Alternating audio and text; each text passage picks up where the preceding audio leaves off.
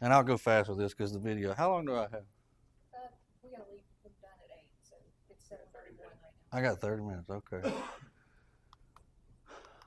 So this is our mission statement, and when I became chief, I wrote that immediately because we didn't have a mission statement. And if you don't have a mission statement, you have no direction.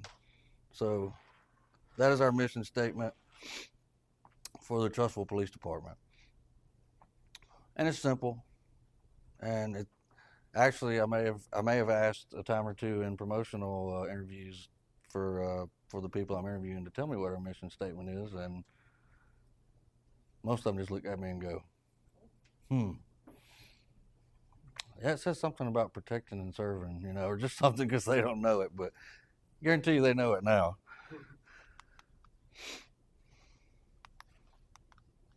Well, here we go.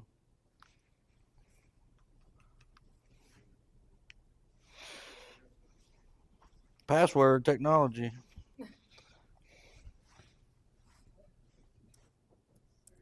Mm.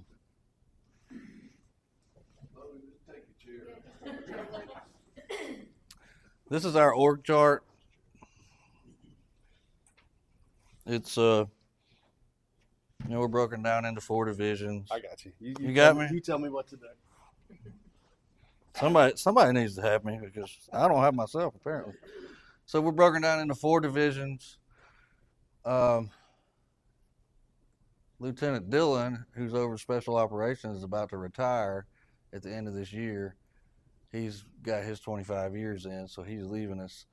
So I'm going to have to promote somebody else, and I may end up moving some of these divisions around and what's underneath them because as a leader, you have to play to the strengths of the people under you.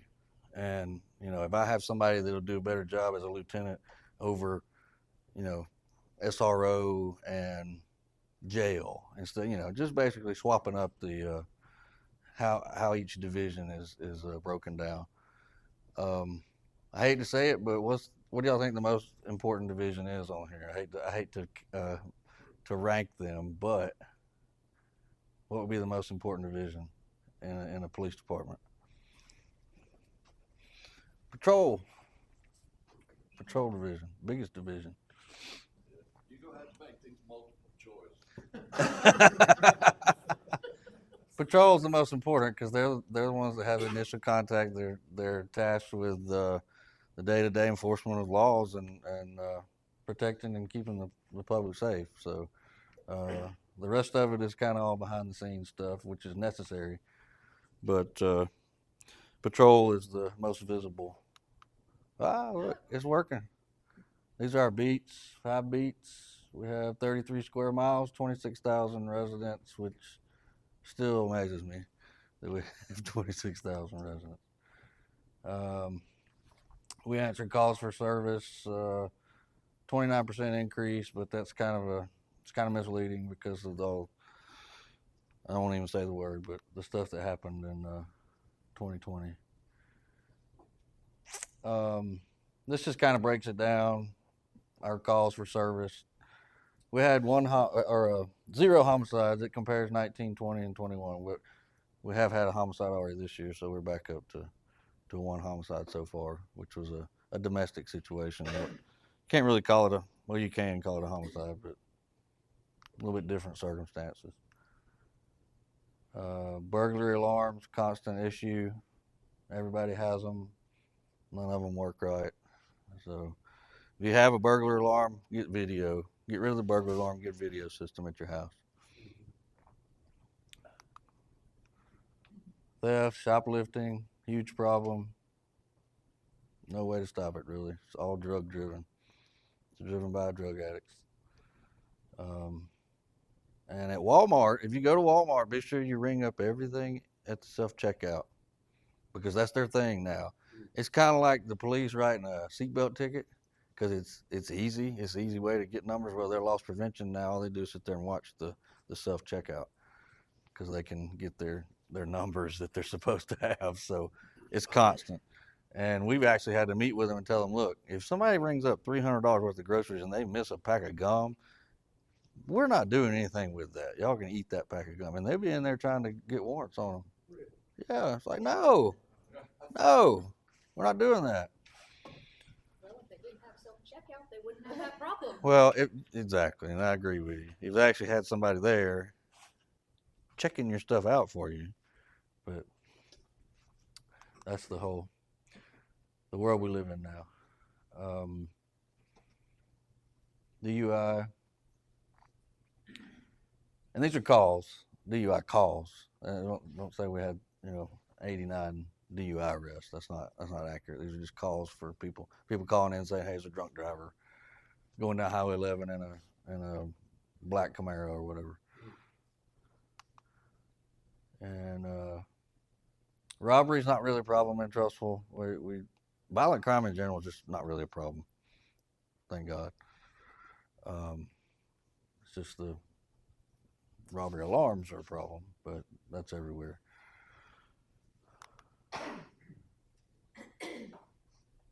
Domestic violence, big problem. Nobody can get along, not just in Trussville, anywhere. But it is one of our more common calls. Wrecks, 1,300 wrecks in 2021. It's really not that bad considering the amount of traffic we have out here. In the train, the amount of train tickets. Nobody likes to get a ticket, but unfortunately, they're necessary for changing driving habits for some people. Some people just you pull them over and write them a warning, they just don't learn. So you have to write them a ticket. So and for the size of our department, that's really not that many tickets. We've got 70 sworn officers, so you're only talking a little less than 5,000. Arrests 1,457 people in 2021. Our jail we can hold 32 inmates, and we house for Irondale, Leeds, Argo, and our prisoners. So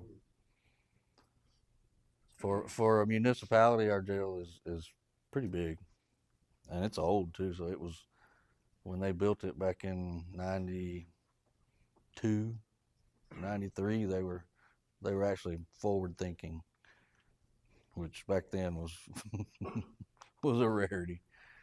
And the flock system, I can't ever say enough good things about flock. It's changed the way we do police work all the way around. That technology is the biggest game changer in law enforcement to come along in my whole career, because you can track criminals, you can solve cases, you can network through it.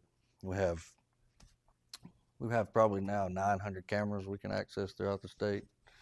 Actually, that's in Georgia and Tennessee and Florida. They're all over. But if you got a tag number or vehicle description, say we have somebody that's breaking into cars out here, if we get a tag number, we can see everywhere they went. We can see if they went to Vestavia, if they were in Homewood, they were in Mountain Brook. So, and then chances are they hit some cars over there, so we can network with those agencies, and also it gives you hits on stolen vehicles. Okay, so active killer, and what I did is I just put our policy up here, and I don't know how I can click on this, but I need to click on it. Can you click on that? It'll pull up the policy. I hope. I think you just double click on it. Did it not work?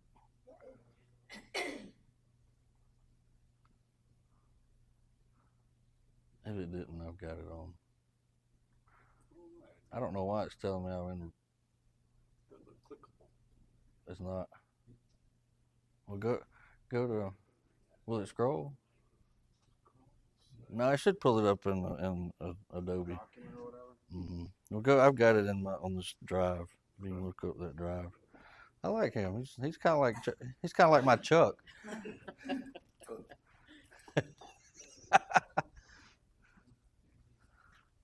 My assistant. Yeah, it's active killer. Just click on. That's it. Pulled up right there. This, I'm sorry, I'm messing it. Oh, there it is. Right There, active killer response. there. Okay. Now you're gonna have to drag that over That's there right. too. Boy, this is confusing.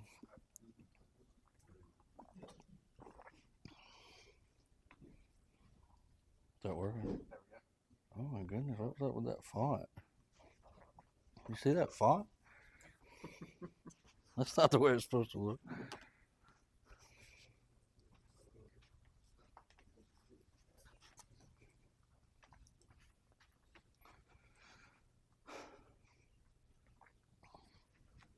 There it is. Yeah, you probably just have to close that out. Slide that bar over on the left. I think you can grab it. Yeah. Okay, so this is our 9-page active killer policy. We spent a lot of time on it. It details every part of a response to any active killer situation, and we took a lot of it from the Parkland school shooting, from Coral Springs PD, who ended up having to respond to a active killer school shooting situation that wasn't even in their jurisdiction because the jurisdiction that it was in was inept and basically was doing the same thing they did in Texas. They were sitting around outside waiting on more people to get there, and that's not what you do. And the difference, and it's you kind of have to wrap your head around it because the difference in an active killer situation, it goes against all the training that you have for any other type of law enforcement interaction with, say, like a barricaded suspect or, a hostage situation. Active killer, they're actively killing somebody. You don't wait. You don't wait on backup. You don't wait on equipment. You've got a sidearm. Hopefully, you've got a rifle. You go and you take care of it. And if you take rounds and you're getting shot at, so be it. That's your job. And the video I've got that maybe it might work. Uh, it might play. You'll see, and then y'all have probably seen it. It's just it's not good. I mean, they run down the hall, 4 of them do, and they take fire from the suspect, and what do? They run. They run. I'm like, you don't know. You're right there. You're engaged with the guy. He's shooting at you. Where's your gun? Well, shoot back. I didn't. It just blew my mind. But now, how's this? Is this gonna let me scroll down with this? You got Super Logan. I do. Scroll back up. I want to read this policy. So, is the policy of this department that an officer or officers shall take immediate action to prevent further injury or loss of life during an active killer incident where ongoing deadly force is reasonably likely or is in progress by a suspect and a delay in taking enforcement action would result in further injury or death.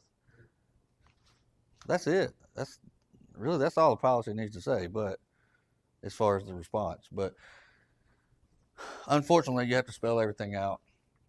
So it tells what an active killer is. Active killer you usually think is with a firearm.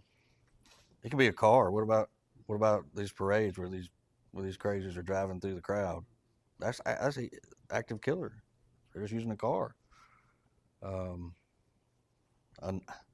mean, you could say a knife, but I mean it'd be kind of hard to kill multiple people with a knife unless you're really really good with that knife. So, but typically it is a gun. But it's kind of like when you refer to active killer as being at a school, that's just what everybody thinks, and everybody automatically thinks it's a gun. Active, they call it active shooter. Scroll up for me, Logan. It goes over cold zone, warm zone, hot zone. That's all just stuff we use. I kind of want to get down to where, back, scroll down just a little bit. Yeah, right here. Go up a little bit. A little more. Okay, this is our dispatcher responsibilities. So yeah, they immediately broadcast it, put the call out, call fire, EMS, keep the caller on the phone. This is all standard stuff with any call, but you gotta understand that when something like this happens, the the phone's ringing constantly, and a lot of it is duplicate information, and can be kind of frustrating to our dispatch sometimes. Um, Scroll up. So key questions that they need to ask: how many suspects are involved, and their last known location? What type of weapon? When's the last time you heard a shot fired? Do we know who the suspect is? Is it a student? Where are they now? What's their description? Um,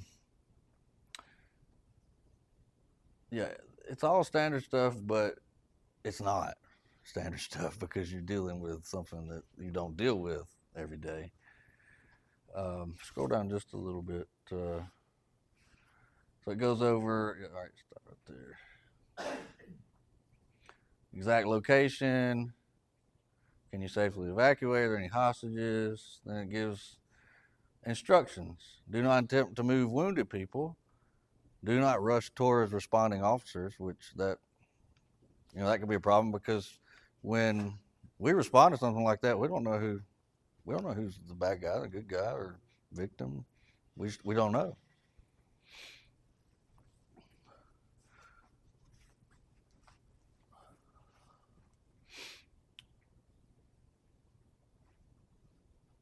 The lockdown, that's a good section. Do not leave your location if you feel the suspect will hear or see you. Gather those around you and go to the nearest room with a locking door. Turn off the lights, close the blinds, cover windows, and barricade the door. Sometimes that can be a problem because if they find you, you're just sitting there. You're just sitting there. Hey, kill me. Mm-hmm. So it's kind of like a bad game of hide and go seek. Common sense in any of these situations. My personal opinion is you fight. You fight. You do like the guy did in Vestavia. You throw a chair. You take the gun. You do whatever you can do because if they're standing there looking at you with a rifle, pistol, or whatever, it's not going to be good either way. And you'll see in this video, this guy is the guy in Uvalde's, he's so desensitized. You can tell, he is just on a mission to kill, and that's it.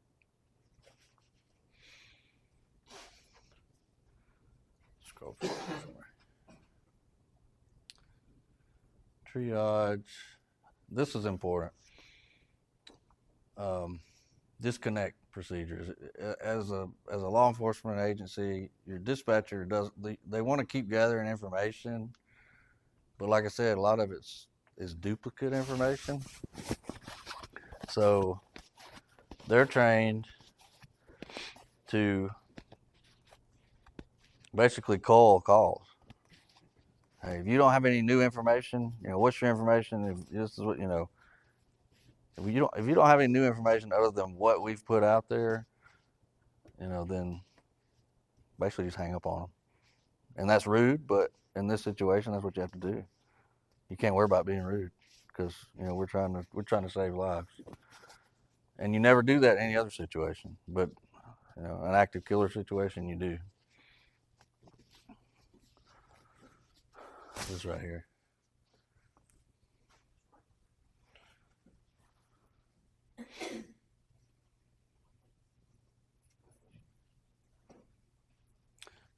Scroll up. That may be all I want to go over with it. I mean, it has a lot of operational stuff in there.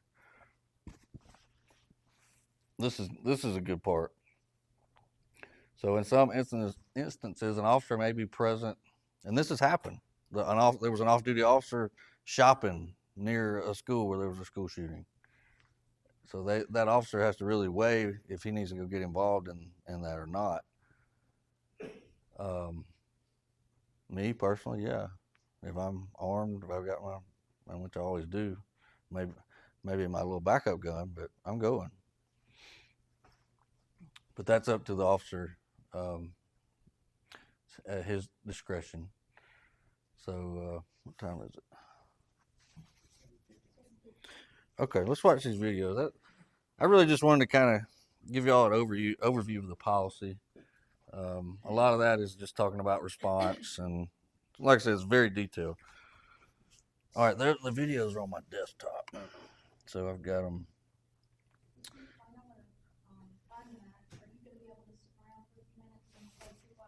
Sure, sure. Click on this first one right here. I will say Chief Rush and his officers, they spoke at one of our last board meetings. And when they stood up there and Scroll down. said, we will stand between evil and innocence every time. It was like just chill. Yeah. So, Our schools were well protected. yeah, play that one.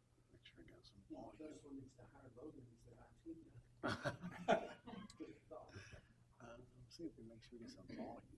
Cheap, but it can be had. I love it. Does it not have sound? Where's the remote? It's all right. Oh, we gotta have volume. It's no fun without volume. Oh, it's there now. Look. It was AWOL last week. So this video, it's a news video, but it basically is showing body cam footage of the chief out there for that school district in Uvalde, Texas. And this guy, I don't know his background. I really don't care to know his background because he just really messed this up. And yeah, I can look at it now and say, yeah, he messed it up, but I think he knew he was messing it up when he was doing it. Because he is the commander in charge of this scene, and he's in the middle of all of it. You can't do that. You have to be outside in the command center. You're running the overall thing. You're not trying to go in and solve everything. You're telling people what to do, and that's what he's trying to do. Yeah, play it.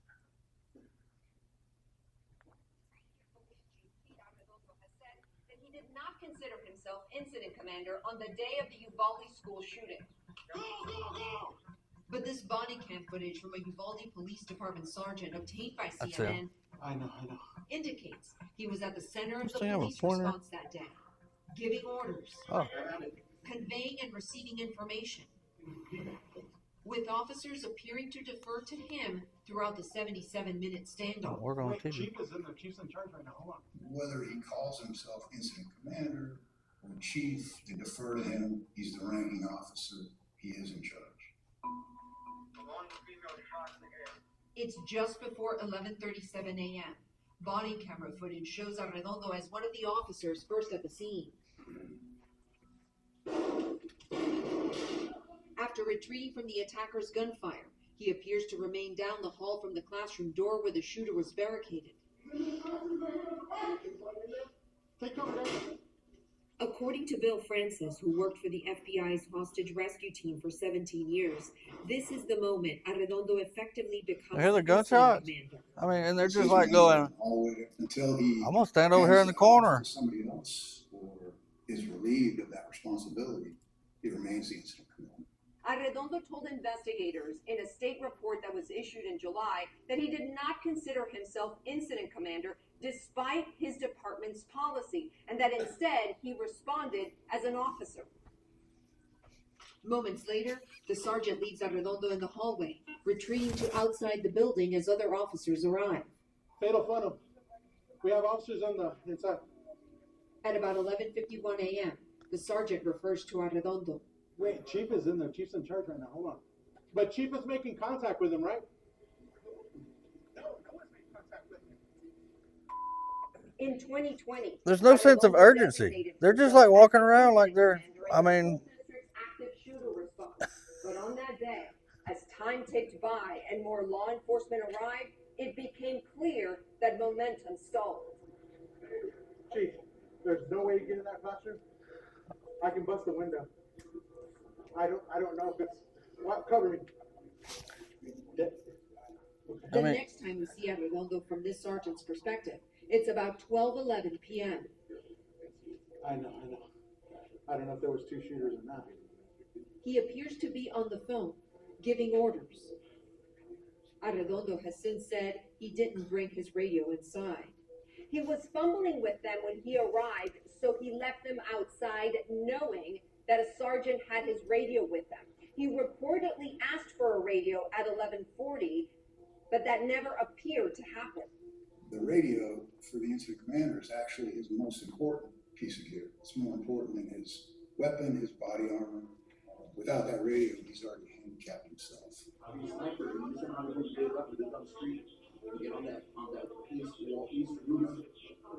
Later, Arredondo can be heard directing a sniper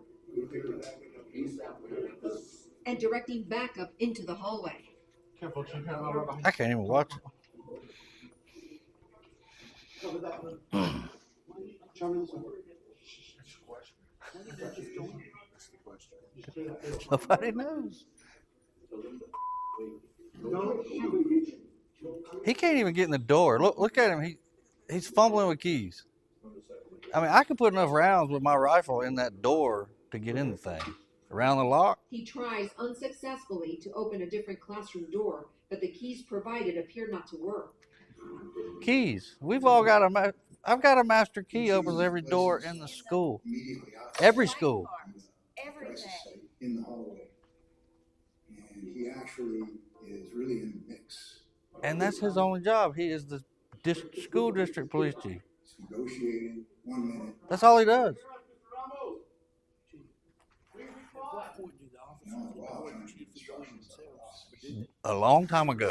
They should have. Hey guys, we're texting that side, we're gonna breach in just a minute, we're gonna get some door, we're gonna get. It's not protocol, but my guys, first of all, I would never tell them not to. He needed to do But this. no, they would never just sit there. You can't. He needed to They would assess be the like, fire me. situation You and know. other officers as to what to do. And primarily what they needed to do is reestablish. We're running long. Was there Get in the another? classroom and I got learn another from video too. How long? At 12:50 How much time's p.m., left on this one? 74 minutes after Arredondo arrived in the hallway, law enforcement breached the classroom door where the shooter was Because located. the next one's really good. They shoot and kill the suspect. We do not have video of that moment. 19 children and 2 educators were killed Okay, that day. let's go to the other one. Arredondo has been placed on unpaid leave. The Uvalde school superintendent. Yeah, number 2. Yeah, let's scroll down. That one.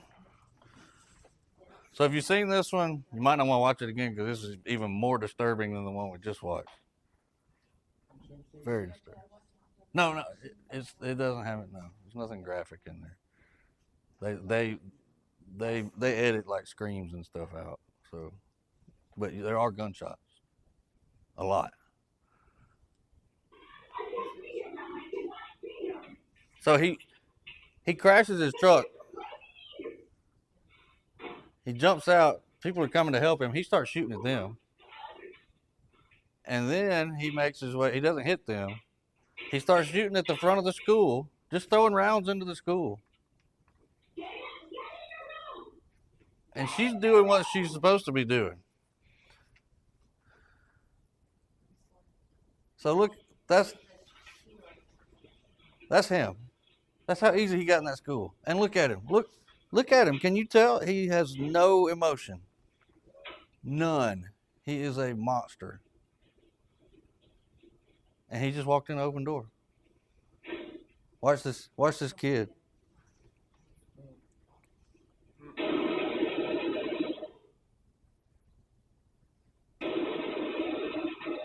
Two and a half minutes, he fires rounds, over 100 rounds.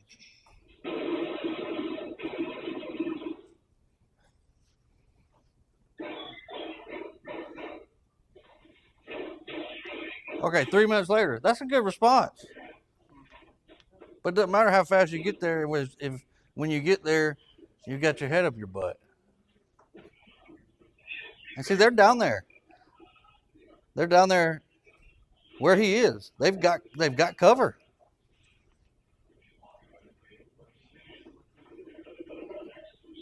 And watch what happens.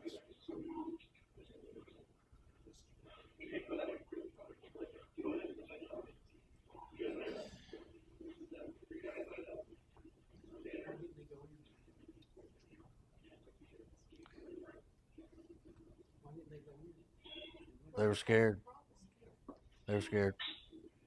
Now, you said that he was just the school chief. Are these just school officers, or are they? No, this is going to be a combination of Uvalde officers. Okay, so look, they engage with him, and they run. Guess what? They've all got rifles. So yeah.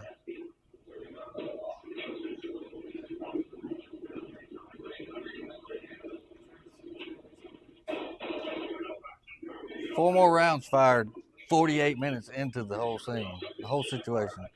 He's killing more people. And they're still just sitting there.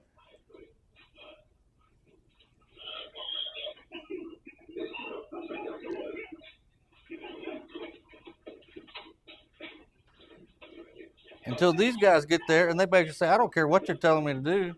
We're going to get him.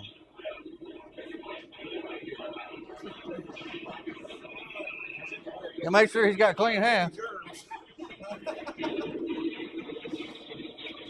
Okay, so that's them. They're finally taking him out 77 minutes into the thing.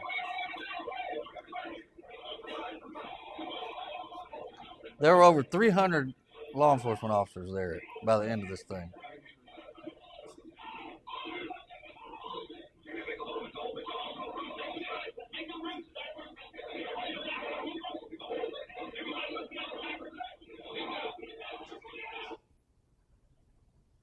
Why did it take a team of guys from Border Patrol showing up to actually do something? When they had the equipment, they had rifles, didn't have the training apparently, but at that point, training, I mean, who cares, you know? We're going in. So. Well, I'm sorry to cut this short. Chief's gonna be around afterwards. Yeah. If you have questions, Chief, here's just a little token of our appreciation. And I know how you guys love challenge coins. Oh, cool. So Thank I you. brought you a Rotary challenge coin, and it has the 4-way test on the back, which is What's how that? we end our meetings. So if